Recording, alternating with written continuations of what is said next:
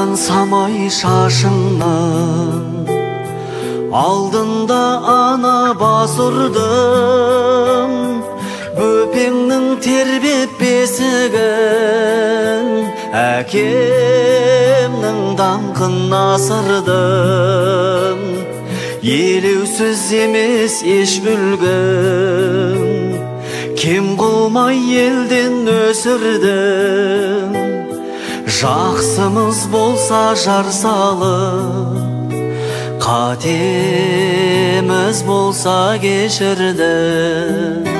Қашанда балам қарыздар саған, жер бетіндегі ең сұлу адам ол менің анам.